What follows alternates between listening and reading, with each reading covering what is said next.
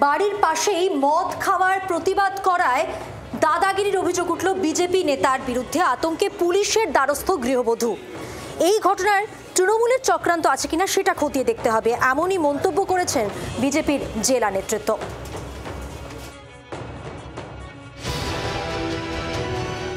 সন্ধে নামতেই বাড়ির সামনে বসে যায় মদের আসর। তার প্রতিবাদ করায় হুমকি, গালিগালাজের অভিযোগ উঠল। অভিযুক্তরা বিজেপি নেতাকর্মী বলে পরিচিত। বিষ্ণুপুর ব্লকের পেঁচাকুড়ার এই বাড়িতে স্বামী ও 2 সন্তানকে নিয়ে থাকেন কাকলি মোদক। অভিযোগ, বৃহস্পতিবার সন্ধ্যায় তাঁর ঠিক বাড়ির পাশেই সাগরেদদের নিয়ে মদের আসর বসান বিজেপির বিষ্ণুপুর 1 নম্বর মণ্ডলের সহসভাপতি শান্তিময় গঙ্গোপাধ্যায়।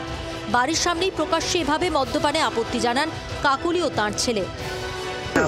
আমি বললাম যে এখানে খাওয়া খাই কিছু চলবে না, করা চলবে। আমি কি বললাম, ঠিক আছে তাদেরকে বন্ধ কর। এরপরই ক্ষিপ্ত হয়ে শান্তিময় ওই গৃহবধূকে গালিগালাজ করতে শুরু করেন বলে অভিযোগ। হুমকি দেন আরও লোকজন নিয়ে সেখানে বসবেন। গোটা ঘটনার ভিডিও করেন মহিলার ছেলে।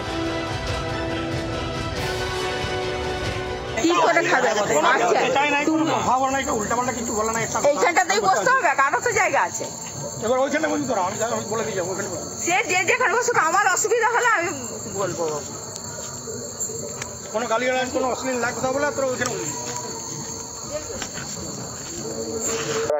তারা এই বিজেপির নেতা আর তার লোকজন সব কি করছিল?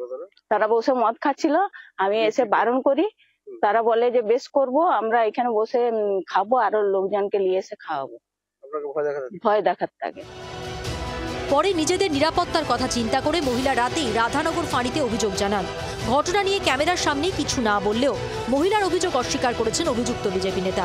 অন্যদিকে এর মধ্যে তৃণমূলের চক্রান্ত থাকতে পারে বলে মনে করছে জেলা বিজেপি নেতৃত্ব।